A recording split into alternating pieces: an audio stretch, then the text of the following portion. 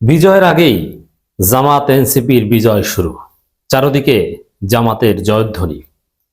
BNP গোহারা হাঁটছে, ধরা খাচ্ছে, চোরের মতো ধরা খাচ্ছে, পিছু হচ্ছে, নাকানি চুবানি খাচ্ছে। দর্শক, একদিকে আমিরে জামাতের টুইটার অ্যাকাউন্ট হ্যাক করার নাটক সাজাতে যে, আমিরে জামাতকে বিতর্কিত করতে যে নাকানি চুবানি খেয়ে চোর যেরকম হাডুডুরে কিল খায়, ওরকম কিল খাওয়ার অবস্থা বিএনপির। ওদেরকে মূর্খ বানিয়ে দিয়েছে জামাত, চালাকি করতে এসেছে জামাতের সাথে। এটা তো এক ইস্যু। ওদিকে হাসনাত আব্দুল্লাহর বিপরীতে এক বিএনপির বুইরা খাটাস, সে ধানের শেষ নিয়ে নির্বাচন করতে চায়, তারেক রহমানের পান্ডা।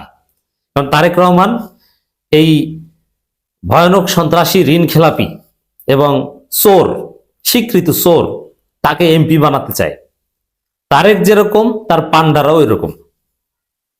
এবং এই পান্ডার নাকি হাসনাতকে চেনে না, এখন হাসনাতকে অক্ষরে অক্ষরে চেনেছে চূড়ান্ত ভাবে। দর্শক, আপিল ও খারিজ, হাসনাত আব্দুল্লাহ আসনে মঞ্জুরুল হাসান মুন্সি নির্বাচন করতে পারবেন না।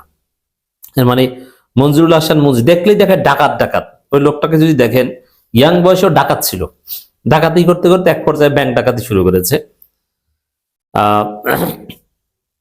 পাঞ্জাবির স্টাইল, সেই বাংলা সিনেমার যে ভিলেন, একদম ঠিক ওইরকম। বাংলা সিনেমার কি বাচ্চু বা এরকম কিছু ভিলেন টিলেন ছিল, এগুলো আমি চিনি না ভালো। কোনো একজন ভিলেনের চেহারার সাথে তার যথেষ্ট মিল আছে। একসময় বাংলা সিনেমা তো দেখেছি বাধ্য হয়ে, টিভি খুললেই দেখা যেত, ডিশ লাইন বলেন আর বিটিভি বলেন। তো এই প্রফেশনাল চোর চেহারা দেখলেই বোঝা যায়। এই চোর নির্বাচন করতে পারবে না। তো এটা হচ্ছে ক্ষমতা আসার আগে, ভোটের আগে বিএনপি জাতির সামনে চোর হিসেবে প্রমাণিত হয়। কেন নির্বাচন করতে পারবে না? ব্যাংকের টাকা চুরি করে, ব্যাংকের টাকা মেরে খায়। এর মানে আপনি কোনো একটা দোকান থেকে বাকি খেয়েছেন, এরপরে নির্দিষ্ট সময় তো দিবেন না, এরপর অন্য রাস্তা থেকে হাঁটেন যেন ওই দোকানদারের সামনে পড়তে না হয়। এটাকে বলা হয় ঋণ খেলাপি।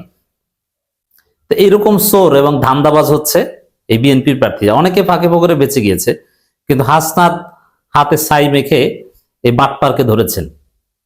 এই বাটপার তারেক রহমানের নির্দেশে, তারেক রহমানের সর্বশক্তি এখানে প্রয়োগ করা হয়েছে এই চোরকে, মঞ্জুরুল হাসান বাটপারকে নির্বাচনে ফেরাতে। কিন্তু না, সম্ভব হচ্ছে না। তিনি ছিটকে পড়েছেন।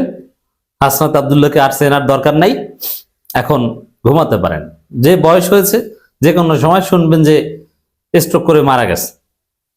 চেহারার মধ্যেই বোঝা যায় যে অসুস্থ একটা বাবা, লাঠি দিয়ে হাঁটেন, উগ্রবাদী জঙ্গি টাইপের মানসিকতা। কিছুদিন আগে আপনারা দেখেছেন সাংবাদিকদের ক্যামেরার উপর লাঠি দিয়ে আঘাত করেছে, সাংবাদিক পিটিয়েছে কার্যত। তো এই যে ঘটনা, যে ধানের শীষ প্রতীক নাই, হাসনাত আব্দুল্লাহর কাছে নির্বাচনের আগেই হেরে গেছে। হাসনাত বিজয়ের আগেই আর এক বিজয় পেয়ে গেছেন।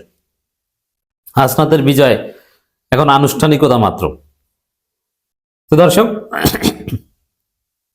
আবার এই তো আছে একটা ঘটনা, আবার নারীদের উপর হামলা করে, নারী নির্যাতন করে বিএনপি ধরা খায়। এটা বিএনপির জন্য আরেক কেলেঙ্কারি। নিজেরা নিজেদেরকে প্রতিনিয়ত মারে। এটা নিয়ে অবশ্য দেশে উত্তেজনা কম, কারণ বিএনপিকে হত্যা করবে এটা নর্মাল। বিএনপির কাছে বিএনপির লাশের কোনো মূল্য নাই। যারা বিএনপি করেন তাদের উদ্দেশ্যে বলছি, বিএনপি পরিবারের সদস্যরা আমার বক্তব্য কেউ শুনে থাকলে, অনেকে শুনেন, আপনাদের জন্য বলছি, আপনার পরিবারের যে সদস্য বিএনপি করে তাকে ফিরান। তাকে যে কোনো সময় ওই বিএনপি মেরে ফেলতে পারে। এখন পর্যন্ত 220+ নিজেরা নিজেদেরকে হত্যা করেছে। 217 ছিল, হঠাৎ করে শুনি যে আরো 3 জন। এই যে নারায়ণগঞ্জে রূপগঞ্জে একজনকে মারলো, স্বেচ্ছাসেবক দলের এক নেতা বিএনপিকে মেরে ফেলেছে। বিএনপি স্বেচ্ছাসেবক দলের নেতাকে ডেইলি মারে, নির্বাচনের মধ্যেও মারে, এবং এটা তারেক রহমানের নির্দেশই মারে। এবং এই ব্যবস্থা তারেক রহমান করেছেন, কারণ তারেক রহমান নিজেই তার স্টেজের মধ্যে বা স্টেজের আশেপাশে থাকা নেতা কর্মীদেরও গুপ্ত বলে গালি দেন। তাহলে গুপ্তদের তো মারা যায়, তাই না? এই কারণে এই খেলা চলছে। তো এইখানে বিএনপি নিজেরা এভাবে কামড়াকামড়ি করছে। মানুষ দেখছে যে তারা সন্ত্রাসী, এবং তারা নারী নির্যাতন করছে, জাতি দেখছে। জামাত নেতাকে হত্যা করেছে, জাতি দেখেছে। তো এখানে বিএনপির পরাজয়ের কি বাকি আছে? আর কোনো উপায় নেই। জনগণের ভোটে জেতা তাদের পক্ষে সম্ভব নয়। এটা ডিজিএফআই অলরেডি বিএনপিকে বলেছে যে ভোটের মাঠের যে চিত্র, তো তোমাদের ফলাফল হতে পারে ডাকসুর মতো। ডাকসুতে যেরকম ওই বিভিন্ন ভুয়া জরিপ টরিপ দেখিয়েছিল যে আবিদ 46%, সাদিক কায়েম 11% না 19%, ওইরকম ভুয়া জরিপ দেখিয়ে একটা উত্তেজনা সৃষ্টি করে শেষে দেখা গেল যে ফলাফল আন্ডা। এখনো বিভিন্ন ওই ডাকসুর আগে যারা বলেছিল কে শিবির, এটা আবার কি, ছাত্র দলের সাথে কি শিবিরের প্রতিদ্বন্দ্বিতা হবে এখানে মেঘমল্লা বসুর সাথে। শিবিরের ভোট আছে নাকি ঢাকা বিশ্ববিদ্যালয়, ওটা রাজশাহী চট্টগ্রাম হোক। কিন্তু কি দেখা গেল ডাকসুতে, ঢাকা বিশ্ববিদ্যালয়ে কি দেখা গেল, যে ছাত্রদল ধৈঞ্চা, ছাত্রদল আন্ডা, শিবির হিট। ছাত্রদলের চাইতে শিবির কত গুণ এগিয়ে। ছাত্রদলের একটা হল ইউনিটে যে পরিমাণ জনশক্তি আছে, শিবিরের একটা হল ইউনিটে যে পরিমাণ জনশক্তি আছে, টোটাল ছাত্রদলের বিশ্ববিদ্যালয় শাখায় মনে ওই পরিমাণ জনশক্তি নেই। এবং নারী হলগুলোতে ওরা কমিটি দেওয়ার লোক পায় না। তো এই যে অবস্থা, জাতীয় নির্বাচনেও বিএনপির অবস্থা ডাকসুর মতো হতে পারে, অল্প কিছু সান্ত্বনা পুরস্কার পেলেও পেতে পারে। তবে ডাকসুর চেয়ে আরেকটু ভালো করবে। তবে ডাকসুর মতো ইন দি সেন্স দ্যাট গুরুত্বপূর্ণ পদ বিএনপি ডিজার্ভ করে না, পাবে না।